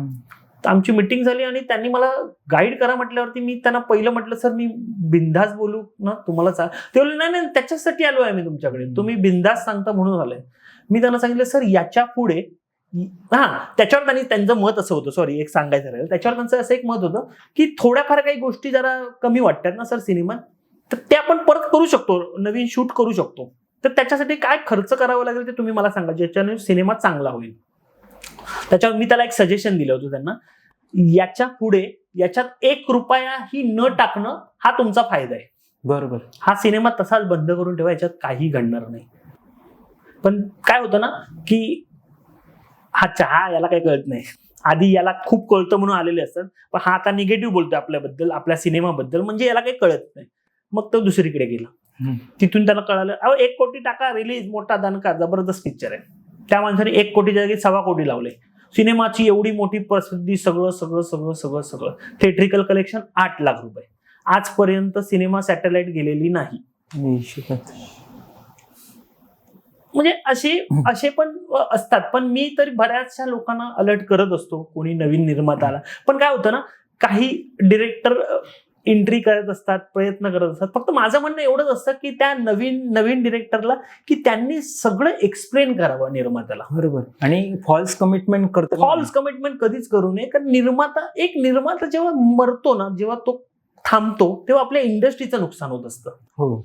आणि आपल्या इंडस्ट्रीत एक चुकीचा सिनेमा आलेला असतो. त्यामुळे आपल्या इंडस्ट्रीकडे बघण्याचा एक दृष्टिकोनात 1% अजून कमी झालेला असतो. अरे यार, म्हणजे एखादी फॅमिली जेव्हा एखाद्या सिनेमाला जाते, तेव्हा साधारणतः आजचा खर्च आपण एक 200 रुपये एक याचा बघितला तरी 4 जण फॅमिलीतले गेले तरी 800 रुपये झाले. त्यांचं येणं जाणं, तिथे पॉपकॉर्न वगैरे, तेच तुझे अजून एक 200-300 रुपये, 1000-1500 रुपये माणसाने टाकलेले असतात. आणि त्यांना असा जर वाईट सिनेमा बघायला मिळाला तर त्यांचं मत काय होतं, फुकटचा मराठी बघितला रे, आपण हिंदीला गेलं पाहिजे. बरोबर. असं. म्हणजे हा माझा एक किस्सा सांगतो. माझं अॅनिव्हर्सरी होती आणि त्या दिवशी मी वाईफ आणि आमचं ठरलं की आपण सिनेमाला जाऊ. तर तेव्हा एक हिंदी सिनेमा आला होता, आय थिंक मेरी कॉम होता तेव्हा. हा, मेरी कॉम. तर माझी बायको बोलली की आपण मेरी कॉम बघायला जाऊया. म्हटलं वेडीच का, मराठी सिनेमा. आम्ही मराठी सिनेमा. बरोबर. आणि मी आता त्या सिनेमाचं नाव घेत नाही. आणि तो सिनेमा मी बघायला गेलो. आणि मला असं झालं ना, म्हणजे मी तो सिनेमा बघतोय, इथे बायकोच्या चेहऱ्याकडे बघतोय. सॉरी, बघ आता काय आलो येतं, आता अॅनिव्हर्सरी आपण आज भांडूया नको प्लीज, सॉरी, काय मला नव्हतं माहिती. पण म्हणजे ना कसं झालं की एक ऑडियन्स हे झालं ना की यार बघितलं मराठी सिनेमा. हो. म्हणजे मी म्हणून ह्या फॉल्स कमिटमेंट देणाऱ्या डिरेक्टर्सला किंवा निर्मात्यांना हीच एक विनंती करत असतो की सिनेमे करताना सोबत चांगली लोक घ्या, चांगली मंडळी घ्या. मी तर म्हणतो डिरेक्टर, आता मला सुद्धा आवडतं, नवीन डिरेक्टरला संधी द्यायला मला स्वतःला खूप आवडतं. कारण की ना काय होतं, जे रेग्युलर डिरेक्टर आहेत त्यांच्या तर एक वेगळी एक त्यांची एक म्हणतात ना एक साचा असतो. पण नवीनचं काहीतरी अजून तो वेगळं घेऊन आलेला असतो. तो एक त्याचा एक वेगळा साचा असतो. तर तो काहीतरी कधीतरी वर्क होतो. जसं आता माझा एक सिनेमा येतोय देवाचं घर नावाचा, मुक्काम पोस्ट देवाचं घर. ओके. तर त्या सिनेमाचं त्याचा जो डिरेक्टर आहे संकेत माने आणि रायटर सुमित गिरी यांनी मला तो सिनेमा ऐकवला, एक शॉर्ट फिल्म करूया का असं म्हणून मला तो सिनेमा ऐकवला. तर मी सिनेमा ऐकला, म्हटलं वेड आहे काय, याचा सिनेमा आहे हा, म्हणजे हा शॉर्ट फिल्म नाही, सिनेमा आहे. तुला खरंच? यस. मग आम्ही बसलो, आमची मीटिंग झाली. तर मला काय झालं की तो थोडासा एक वेगळा विषय असल्यामुळे मी पहिलं विकासला पण ऐकवलं, विकास हा विषय कसा वाटतो तुला, कसा वाटतोय. विकासचं पण होणार आहे भारी आहे हे, पण हे वर्क झालं पाहिजे तसं. डिरेक्ट कोण करणार, म्हटलं संकेतच करणार. बरं संकेत माझ्याकडे भेटली, तू पुन्हापासून काम करतो असिस्टंट टीम मध्ये, म्हटलं डिरेक्ट संकेतच करणार. मग आम्ही काही चॅनल्सला वगैरे ऐकवलं, म्हटलं आता ओळखी आहे सगळ्यांमध्ये, तर त्यांच्याकडनं ऐकवलं. तर सगळ्यांचं म्हणणं तेच होतं की डिरेक्टर कोणतरी मोठा घ्या ना, म्हणजे सिनेमा भारी आहे पण डिरेक्टर कोणतरी मोठा घ्या, म्हणजे ते अजून छान होईल. पण नाही, माझं मत तेच होतं, मी तोच डिरेक्टर माझ्याकडे, ज्याने ते स्वप्न बघितलंय ना, तो सिनेमा म्हणजे ते स्वप्न आहे, ते त्यांनी बघितलंय. बरोबर. आणि त्याचं काम मी एवढी वर्ष बघत आलोय त्याच्यासोबत, तो माझ्यासोबत माझ्या सिनेमातनं असिस्टंट मध्ये काम करतो. म्हटलं तोच काम करणार, म्हटलं नौखा का. म्हणजे ही एक दुसरी बाजू आहे. नवीन डिरेक्टर वाईटच असं अजिबात नाही माझं म्हणणं, त्यांच्याकडे वेगवेगळे टॅलेंट्स असतात. पण जे फॉल्स कमिटमेंट देणारे काही एक गँग आहे, यांच्यासाठी माझं म्हणजे निर्मात्यांना मी अलर्ट करत असतो. सर, नेहमी तुम्ही क्लीन शेव मध्ये असता, तर आता तुम्ही एका वेगळ्या लुक मध्ये आहात, त्यामागचं राज काय आहे? ते राज म्हणजे जसं आता मी सांगितलं देवाचं घर, हा सिनेमा आम्ही भोरला शूट केला. ओके. तर त्याच सिनेमाचं म्हणजे जसं एकदा सिनेमा रेडी झालं सगळं, म्हणजे सगळ्या गोष्टी आमचं त्याचं सुरुवात झालं, सगळं झालं. महेश जयस्वाल आणि कीर्ती जयस्वाल म्हणून आमच्या सोबत एक पार्टनर आहेत, ते जॉईन झाले. बरं, ते नॉन महाराष्ट्रीयन असून त्यांना पण तो खूप म्हणजे असं भाऊक ते झाले तो सिनेमा ऐकल्यावरती. अरे यार, हा भारी सिनेमा, आपण एकत्र करूया. आणि आम्ही तो सिनेमा करायचं ठरलं. त्याच्यात एक लहान कुत्र्याचं पिल्लू आहे आणि एक असा एक म्हणतात ना, एक दाढी खूप वाढलेली, केस खूप वाढलेले, असं एक कॅरेक्टर आहे. बरं, हे दोघं सुद्धा त्या एक लहान मुलगी जी लीड करते तिचं सेकंड होम, म्हणजे स्वतःचं घर सोडल्याच्या नंतर एक वेगळी फॅमिली असते, ती ही लोक आहेत. तर तो सिनेमा सगळं झालं, कास्टिंग झाली, सगळं झालं. जे डॉगचे ट्रेनर असतात त्यांच्याशी आमचं बोलणं झालं की आम्हाला एक छोटं कुत्र्याचं पिल्लू हवं, जे रोडचं असतं, फक्त त्याचं सगळं ट्रीटमेंट वगैरे सगळं करून तर ते सगळं सिलेक्ट झालं. त्यांनी 2-3 कुत्र्याची पिल्लं आणली, इथेच आमच्या ऑफिसला घेऊन आले, सगळं झालं. आणि जेव्हा आम्ही ते शूट म्हणजे त्यांची रिहर्सल करायचं ठरवलं की बाबा मुलीला आणि त्या कुत्र्यांना एकत्र आणूया, कुत्र्याच्या पिल्लाला, तर मुलगी खूप घाबरायला लागली. तर म्हटलं आता काय, म्हणजे खूपच घाबरायला लागली. तर आम्ही म्हटलं आज पहिल्यांदाच आहे, 2-3 दिवस जाऊन देत, ती होईल त्याच्यावरती खेळ. पण तिसऱ्या दिवशी सुद्धा आम्ही बघितलं तर ती त्याला असे घाबरून उचलते किंवा अरे बापरे, कारण ते पिल्लू असे एकदम ते खेळवते वेळ असा सीन आहे, शॉर्ट्स लिहिलेले आहेत आणि हे एकदम घाबरून उचलायला लागली. तर आमचं असं झालं की जरा 2-3 दिवसाचा गॅप देऊया, तिच्यावरती प्रेशर नको त्या कुत्र्याचं. बरोबर, कारण ती जाम टेन्शन मध्ये असायची. आता कुत्र्याला भेटायचं म्हटल्यावर तिला खूप टेन्शन दिसायचं. तर आम्ही ठरवलं आता एक त्या म्हाताऱ्याला बोलूया, ज्याचं आणि तिचं रोल आहे, तर त्याचं आणि तिचं असं एक हे म्हणतात ना, एक गट्टी जमूया सारखी. त्या म्हाताऱ्याला आणल्याच्या नंतर त्याला बघून तर ती अजून मोठ्याने किंचाळली. अरे बापरे, म्हटलं अरे बापरे, आता हे काय. तर ती घाबरायलाच लागली, ती समोरच यायला द्यायला, म्हणजे कुत्र्याच्या पिल्लाला ती हिंमत तरी करत होती हातात घ्यायला, उचलायला. ती त्या माणसाच्याकडे जायलाच तयार नाही. म्हटलं आता काय करायचं. बरं, तो माणूस उचलतोय, तिला फिरवतोय, असे सीन आहेत. मग संकेत आणि सुमित आमचा तो विचार चालू झाला की कोणतरी वेगळं कास्टिंग करूया, अजून काहीतरी. बरं, तो रोल थोडासा वेगळा असल्यामुळे आम्हाला असं नोन कॅरेक्टर नको हवं होतं, तर कोणतरी अननोन कॅरेक्टर हवं होतं. तर आमचं ते सर्चिंग चालू झालं, शोधणं चालू झालं. तर त्याच वेळेला मला अजून आठवतंय, संकेतचा मला फोन आला की सर तुम्ही स्टुडिओला आहात ना. म्हटलं हो आहे. तो सर एक कॅरेक्टर मिळालाय मला त्या कॅरेक्टरसाठी, तर फक्त तुम्ही नाही बोलायचं. तर मी म्हटलं मी का नाही बोलीन. नाही तुम्ही नाही बोलायचं नाही. तर मला असं वाटलं की बाबा मी कोणाशी बोलत नाहीये किंवा असं, एकतर इंडस्ट्रीत अशी माणसं खूप कमी आहेत ज्यांच्याशी मी बोलत नाहीये, पण मला असं वाटलं कोणतरी त्यातला असेल. ती म्हटलं ये तू, मी माफी मागीन त्याची आणि मी त्याला तयार करेन, तू ये, आपण बोलू. तर सुमित आणि संकेत आले, आम्ही बसलो, भेटलो आणि म्हटलं कोण आहे काय. सर म्हटलं तू त्याचे अभिनय माहिती आहे ना, सगळं एकदम ओके. कारण आम्हाला 10 दिवसानंतर भोरला निघायचं होतं. म्हटलं हो एकदम मस्त आहे. म्हटलं कोण. तुम्ही. म्हटलं वेडा आहे का. म्हटलं तुम्ही काय. आणि तो जो रोल होता ना, तो खूप मोठा, माझ्यासाठी खूप मोठा होता की यार नाही, हे कॅरेक्टर खूप डीप आहे आणि वेगळंच कॅरेक्टर आहे हे, जो करणार तो चोपणार. म्हटलं नाही, म्हटलं मी नाही, वेडा आहेस का. आणि मी तिथे सेटवरती असताना मला बाकीची कामं पण बघायची आणि त्याच्यात अभिनय नाही जमणार. म्हटलं तर नाही करायचं. तर त्याने खूप रिक्वेस्ट केली. मग त्याने मला इमोशनल हे करायला लागलं, बघा सर आता काय 10 दिवसानंतर शूट आहे, नाही तर मग पुढे ढकलूया, आपण दुसरं कॅरेक्टर शोधूया. तर मला असं पुढे ढकलूया बोलल्यावर नाही म्हटलं थांब जरा, मी आजचा दिवस विचार करतो. आणि मी त्या दिवशी विचार केला तेव्हा असं झालं की खरंच हा सिनेमा वाचला जेव्हा फायनल रेडी झाला आमचा. कारण ह्या म्हाताऱ्याच्या कॅरेक्टरला भरपूरशे इनपुट्स मी दिले होते लेखकाला, सांगताना असं ठेव तसं ठेव, त्या खूप मोठ्या होत्या. तर माझं असं झालं नाही यार, आपण का नाही, आता जर याला पण डिरेक्टरला वाटतोय तर आपण का नाही. बरोबर, तर आपण करायचं. पण फक्त मी दुसऱ्या दिवशी डिरेक्टरला त्याला बोलवलं, रविवारच होता, त्याला ऑफिसला बोलवलं. त्यांनी त्याच्यावर मेकअपची सगळी टीम बीम सगळं घेऊन आला. मी म्हटलं पहिलं लुक टेस्ट करूया, काय वाटतंय ते बघू. त्या लुक टेस्टला सगळ्या त्या दाड्या मिशा लावल्या, सगळं झालं. मला ते कसंच तरी वाटायला नाही रे, म्हटलं हे खूप घाणेरडं दिसतंय. तर म्हटलं अजून किती दिवस आहेत. तुला बघा सर, आता शूटिंगला आपल्याला 10-12 दिवस जे काही होते तेव्हा जे उरलेले ते, आणि तो मला बोलला तुमचे सीन लास्टला आहे, त्यामुळे काही टेन्शन नाही, तुमच्याकडे एक 20 दिवस आहेत. आणि मला माहितीये माझी दाढी एवढी फास्ट वाढते की प्रमाणाच्या बाहेर. तर मग मी ठरवलं म्हणजे तेव्हा की तो कॅरेक्टर आवडलाय की असं आपण कधीच, म्हणजे आपण स्वतः निर्माते आहोत, तर आपणच आपल्या पिक्चरमध्ये मोठा रोल घ्यायचा आणि करायचा, म्हणजे माझीच बॅट म्हणजे मीच बॅटिंग करणार असं झालं ते. तर ते नको हवं तुम्हाला.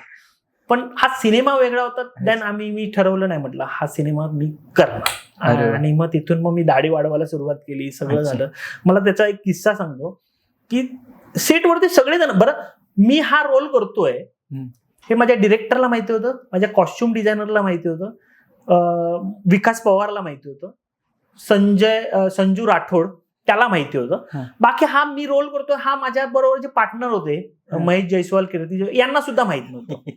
आणि मला तो किस्सा आठवतोय, सगळे सेटवरती मला आपले रोज विचारायचे, कसं सेटवरती आपण गेलं की सर गुड मॉर्निंग सगळ्यांचं होतं, सगळ्यांचं गुड मॉर्निंग, सर दाढी काय वाढवताय, अशी सहज आपलं चाललंय, सगळ्यांना असंच सहज चालू होतं. आणि एक तो दिवस आला की बाबा आज माझा रोल आहे, सीन आहे. आणि मला अजून आठवतंय त्या सीन करताना आम्ही सकाळी 6 वाजता हॉटेलमध्ये रेडी व्हायचं ठरलं. मेकअप दादा आला, मेकअप दादाला पण तेव्हा ते सगळं त्यांनी रेडी केलं वगैरे सगळं झालं. आणि खरंच मला तो सीन, म्हणजे मला स्वतःला आरशात ऍक्च्युअल दाढी, खरी दाढी, आणि त्याच्यात त्यांनी मेकअप केला होता, केस वगैरे सगळं जे काय ऍक्च्युअल सगळं ऍक्च्युअल आहे, ते बघून मी वेडा झालो. अरे यार, म्हणजे जे अपेक्षित होतं ते झालं. अरे वा. आणि तिथेच सगळं कॉस्ट्युम बिश्युम सगळं तिथेच, म्हणजे जे कॅरेक्टर करायचं ते मी केलं, तिथे रेडी झालो त्या कॅरेक्टरला. आणि सेटवरती जाताना मी आणि विकास पवार आम्ही दोघच जण गेलो, सेटवरती उतरलो. तर जिथे आम्ही गाडी लावणार तिथे सीन नेमका कॅमेरा लागला होता, तर गाडी थोडी मागे लागली. गाडी मागे लागली, मी तिथे उतरलो आणि मी सेटवर चालत गेलो. तर जे रोजचे येणारे जाणार आहेत ना ते दिसत आहेत, मी हॅलो गुड मॉर्निंग, पुन्हा लक्ष दिलं, म्हटलं लक्ष कामात असेल, बिझी असेल. पुढे दोघा तिघांना असं झालं, मग दोघा तिघांचं झाल्याच्या नंतर मला कळलं मला ओळखत नाहीयेत लोक सेटवरती कोण, त्या गेटअपमुळे. आणि मग मी गंमत करायची ठरवली, म्हणजे मी माझ्या फ्लो मध्येच गेलो. तिथे नाश्त्याचा काउंटर लागला होता, तर सगळेजणांचा नाश्ता चालू होता, तर मी गेलो आणि तिथे प्लेट उचलली नाश्त्यासाठी. तर जो नाश्ता द्यायला आमचा जो स्पॉटवाला उभा होता त्यांनी मला बघितलं आणि त्यांनी मला स्टंप उचललं, भाग सारे भाग, इधर से भाग, आणि त्याने हाकलवायला लागला. तो मला अजून एक्साइटमेंट झाली, यार बॉस आपल्याला कोणी ओळखलं नाही. मग मी खरा अभिनय करायला सुरुवात केला तिथून, की असं वगैरे मला खायला पाहिजे वगैरे. तर मला हाकलवायला लागले, मी तिथून पळालो लिटरली. मग तिथे तेवढाच विकास आला. विकासने लिटरली माझ्या बकुटीला पकडलं आणि घेऊन गेला मला तिकडे परत. आणि विकासने मला विचारलं खाना खाना आहे. तर मी आपला मुंडीने आपलं हा केलं. आणि विकासने मला तिथे बसवलं आणि त्या स्पॉटवर सांगितलं, इसको खाना देना, क्यों नहीं दे रहा रे. तर विकासने सांगितलं, म्हटलं तो हा देता हूं सर, क्या देऊ नाश्ता. तर तिथे मेंदू वडा होता आणि माझ्या दातांना सगळं काळं लागलेलं आहे, त्यामुळे मी हसलो तरी दात दिसत नाहीयेत, म्हणजे असं वाटतं दात पडले त्याचे. तर त्यांनी मला मेंदू वडा असे बारीक बारीक तुकडे करून आणून दिले, काय तिकडे दात नाहीये. आणि मला अजून आठवतोय, मी तिथे त्या टेबलावरती बसून तो मेंदू वडा खातोय, लोक बघतायत. म्हणजे त्यांनी विचारलं चाय पिये का. तर ना, आणि नंतर मी जो काय फुटलो, माझा कंट्रोलच गेला. लोकांना असं वाटत होतं विकास कुठच्या तरी गरीबाला आणून जेवायला घातलंय वगैरे वगैरे. आणि मला ते सगळे बघतात, माझा कंट्रोल सुटला आणि नंतर लोकांना कळलं की हा मी आहे. अरे वा. म्हणजे आणि त्याच्यासाठी मी आयुष्यात पहिल्यांदा दाढी वाढवली, म्हणजे त्या सिनेमासाठी. आणि ती दाढी वाढवल्याच्या नंतर हे जे काहीतरी असं वेगळं ब्लॅक आहे ना, हे नॅचरल आहे, हे काय मी करत नाही, हे नॅचरल आहे. ओके. तर भरपूर जणांचं आलं की अरे ही दाढी छान वाटते रे तुला, ती काढू नकोस. आणि मग म्हटलं चला ठेवूया आता काहीतरी वेगळा लुक. आणि मग तिथून ती दाढी सुरू झाली माझी. ओके. मग ते चित्रपटाचं शूटिंग वगैरे कम्प्लीट झालंय? चित्रपट शूटिंग झालेला, आता लवकरच तो रिलीज करतोय मी. अरे वा वा. आता लागोपाठ मुक्काम पोस्ट, देवाचं घर, लव सुलभ आणि धर्मवीर 2 रिलीजला आहेत आपले. अरे वा वा वा. सर, आता नवीन ज्या लोकांना या क्षेत्रात यायचंय, म्हणजे अभिनय असेल किंवा डिरेक्शन असेल किंवा जे काही, बरोबर, त्यांनी काय केलं पाहिजे, तुम्ही त्यांना काय सल्ला द्याल? नक्कीच. आता परत सांगेन तर की ज्यांना अभिनय म्हणून यायचंय, सगळ्यांचं मी म्हणतो ना, एक पहिली स्टेप्स एकांकिका, नाटक हे कराच. हे केल्यावरतीच ह्या गोष्टी सुचतात, नाहीतर काहीही जमत नाही. हे जेव्हा तुम्ही कराल ना, तेव्हा तुम्ही एवढं वर जाल ना की यार, म्हणजे ना बेस तुमचा स्ट्रॉंग होतो नाटकामुळे. आणि पुढे कसं आहे ना, बाकी गोष्टी तुमच्या चॉईस वरती आहेत, तुम्ही काय निवडताय, तुम्ही कुठला मार्ग निवडताय. आता आम्ही सुद्धा नाटक किंवा शूटिंग करताना आम्ही नोकऱ्या सांभाळून केल्या, नोकऱ्या सोडल्या नव्हत्या, कारण की घर त्याच्यावर चालत होतं. कारण नाटकातून तेव्हा पैसा नव्हता, आता खूप छान मिळतंय पण तेव्हा एवढा पैसा नव्हता.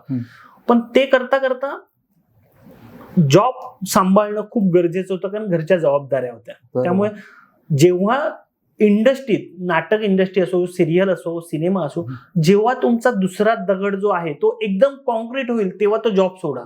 बरोबर.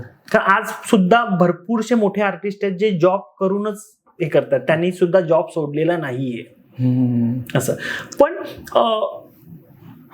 एखादा डिरेक्टर त्याचा स्ट्रगल, आता डिरेक्टर म्हटल्यावरती त्यांनी नुसता मला हा डिरेक्टर बनायचा म्हणून मी डिरेक्टर बनलो नाही, त्यांनी सुद्धा मोठमोठे सिनेमे येतात, मोठमोठे सिनेमे डिरेक्टर्स आहेत, त्यांच्यासोबत काम करावं, त्यांचा अनुभव घ्यावा, काय काय लागतं काय नाही.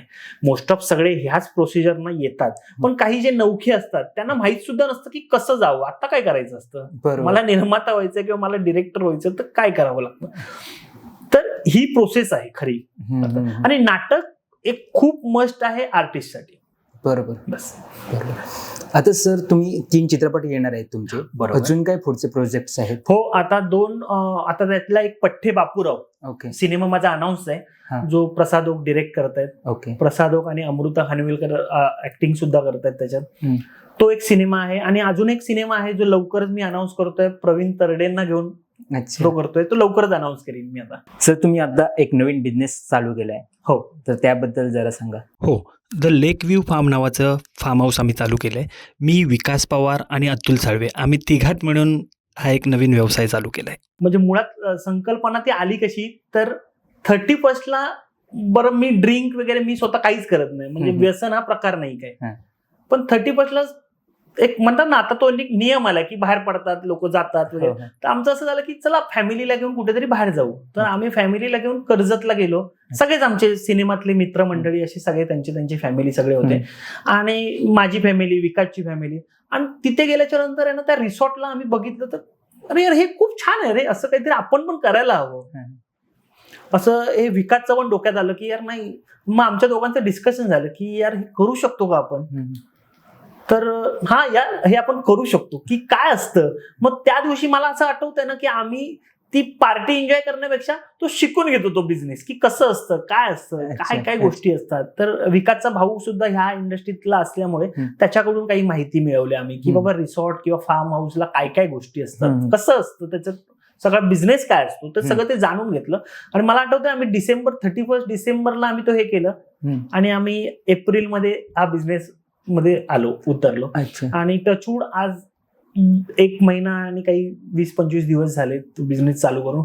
खूप छान रिस्पॉन्ड येतोय लोकांचा. पण आपल्या इंडस्ट्रीतली मंडळी जी काही तिथे येत आहेत किंवा जी काही एन्जॉय करतायत, म्हणजे मला त्याचा खूप आनंद वाटतो की यार आपली लोक येत आहेत, आपली मंडळी येत आहेत. आणि रिसॉर्टला पण काही गोष्टी आहेत ना आम्ही थोड्याशा वेगळ्या ठेवल्यात, की तिथे एक लेक आहे, तर त्या लेकमध्ये भरपूरशे फिश आहेत. म्हणजे साध्यात साधा फिश म्हणजे 1 किलोचा फिश, असे फिश आहेत. आणि ते सगळे आपण जे खातो त्यातले फिश आहेत ते सगळे. तर तिथे आम्ही फिशिंग वगैरे ठेवलंय. तर लोकांना खूप आवडीने तिथे आल्यावर फिशिंग करायला, म्हणजे आपण फिशिंग नुसतं टीव्ही मध्ये बघतो, लोक फिशिंग करतात किंवा मोजकत, तर इथे आल्यावर तुम्हाला ते फिशिंग सुद्धा, फिशिंग रॉड देऊन आम्ही तुम्हाला फिशिंग करायला देतो. अशा काही काही वेगळ्या वेगळ्या की जे तिकडे नाहीये ते इकडे आहे. अच्छा. म्हणजे जसं आम्ही सिनेमात, जे बाहेर नाहीये ते आपल्या सिनेमात यावं. आणि म्हणतात ना काही गोष्टी असतात, म्हणजे मंगेश देसाई किंवा आम्ही करताना आमचं तेच टार्गेट असतं की काहीतरी वेगळं करायचं. मग आपण एखादं छोटंसं काहीतरी करतोय, तर आपल्या आता ओळखी झाल्यात देवाच्या कृपेने, लोक मानतायत, लोक आपल्या शब्दाला मान देतात, कार्यक्रमाला येतात किंवा काही असो, इव्हेंट्स असो, काय असो. तर विजनच मी आता ते ठेवलंय. म्हणजे हे एक सांगतो, हे विजन कुठून आलं, हा एक वेगळा विषय, पण एक विजन सांगतो मी. जेव्हा आम्ही दिसता तसा नसता नावाचं मालवणी नाटक करत होतो, दिगंबर नाईक त्यात लीड रोल करत होता आणि मी पण एक कॅरेक्टर करत होतो. आणि ते कॅरेक्टर करताना सुधीर भट, सुयोग संस्था ते नाटक करत होती. तर तेव्हा सुधीर भटांचं आणि माझं छान असं बॉन्डिंग जुळलं होतं, खूप आम्ही जवळ आलो होतो, म्हणजे छान ओळख आणि खूपच छान झालं होतं. ओके. तेव्हा सुधीर भटांशी बोलता बोलता असं एक दिवशी त्यांनी सांगितलं की त्यांच्या पिकअप टाइम मध्ये जेव्हा ते एकदमच नाटकात सुरुवात झाली, तेव्हा त्यांनी अमिताभ बच्चन आणि माधुरी दीक्षित यांचं खूप करिअर खूप असं वरती हिल स्टेशनला असताना यांनी त्यांना नाटकासाठी ऑफर दिली होती. सुधीर भटांनी मराठी नाटक करणार का. तर मला पण असं ते ऐकलं झालं, अमिताभ बच्चन आणि माधुरी, पण त्यांनी त्याच्यावर उत्तर काय दिलं सुधीर सरांनी, की ते काय बोलतील, येस किंवा नो ना. जर येस बोलले तर अरे हा यार हीच आहे ना, काय मारणार आहेत का शिव्या घालणार आहेत, येस किंवा नो ना. बरं बच्चन साहेबांनी पण तेव्हा हेच दिलं होतं की बाबा मला वेळ नाही देत त्यांना, मला आवडलं असतं. तर म्हटलं हे ऐकल्याच्या नंतर माझ्या ते डोक्यात तेच झालं की यार हे काहीतरी वेगळं आहे, बरोबर. खरी गोष्ट आहे. आणि तिथून मी सुद्धा आज पण कसलाही विचार करतो, मी नक्कीच तो छोट्यापासून नाहीच विचार करत, मग मोठं काहीतरी करायचं. म्हणजे जसं आम्ही एक नाटक केलं होतं 10x10 नावाचं. तर 10x10 हे सुद्धा आमच्या रंगायतन महोत्सव मधली एकांकिका, त्याचं आम्ही नाटक केलं होतं. तर ते करताना काय कास्टिंग करायची, तर कास्टिंग मला अजून आठवत आहे. नाटक ऐकताना एक 15व्या मिनिटाला मोठी स्टारकास्ट लॉक झाली होती. अच्छा. विजय पाटकरांना फोन केला, म्हटलं सर मी एक नाटक ऐकलंय तर तुम्ही कराल का. तर त्यांचं असं, अरे सचिन मी खूप वर्षानंतर नाटकात येणार, मला आवडेल, करायचंय मला. म्हटलं सर डन, मी तुम्हाला, आपण लवकरच रिडिंग करू. कट टू मी तो फोन ठेवला, सुप्रिया पाठारेला फोन केला. म्हटलं सुप्रियाताई मी एक नाटक करतोय असं असं. तू तर अरे यार मला नाटक करायचं होतं, खूप दिवस नाही करत, सिरियल मला नाटक करायचंय, डन. प्रथमेश परबला फोन केला, म्हटलं पप्पा मला असं एक नाटक आलंय ते करायचंय. बरं प्रथमेश परब कसा एकांकिकेतला मुलगा असल्यामुळे त्याला ती एकांकिका माहिती होती 10x10. ओके. म्हटलं 10x10 मी करतोय, त्यातला जो मुलगा आहे तो तुला करायचा आहे. प्रथमेशचा ओके. म्हणजे म्हणतात ना 15व्या मिनिटाला ह्या सगळ्यांचे फोन करून कास्टिंग लॉक. अरे वा. आणि जेव्हा सिनेमाची त्या नाटकाची ऍड आली तेव्हा मी नाटकाची ऍड ब्लॅक अँड व्हाईट आणि सिंगल कॉलम हे खेळलं जातं, कारण त्याच्यातून त्याचा खूप मोठा खर्च असतो, रिटर्न खूप कमी येतं, त्यामुळे तर तसं खेळलं जातं. तर मी डबल कॉलम आणि कलर ऍड, ती पण उलटी म्हणजे आज तो कॅरेक्टर उलटा दिसतोय, त्याची पाठ दिसते, पण ती मी ऍड पेपरला सोडली. ओके. दुसऱ्या दिवशी त्याचा फेस, मग तिसऱ्या दिवशी आई आली, मग ही आई कोण आहे, चौथ्या दिवशी तिचा फेस, अशी ऍड खेळवली. तर लोकांना वाटलं हा सिनेमा आहे, काही एवढा खर्च नाटकाला कोण करत नाहीत ना, म्हणजे कलर ऍड आणि हे एवढं खेळवतात ते. तर लोकांना पण ते बरं, मी आमचा जेव्हा त्याचा पोस्टर रेडी झाला त्या लोकांना काय वाटत होतं, कारण मी होतो आणि मी माझ्या मित्रमंडळींना जेव्हा ते शेअर केलं तेव्हा सगळ्यांचं असं झालं की हा नाटक नाही करत ना, हा सिनेमावाला माणूस आहे, कधी येतो हा सिनेमा, बाबा सिनेमा नाही हा नाटक आहे. अच्छा. आता सुद्धा एक नवीन मी अजून एक नाटक करतोय, त्याच्यासाठी पण तगडी अशी मोठी स्टारकास्ट आहे, म्हणजे म्हणतात ना मोठे चेहरे घेऊन येतोय, ते लवकरच तुमच्या समोर आणेल. त्याच्यासाठी आपण एक वेगळा एपिसोड करू त्याच्यासाठी. सर तुम्हाला तुमच्या पुढील वाटचालीसाठी आमच्या टीमकडून खूप खूप शुभेच्छा. थँक्यू.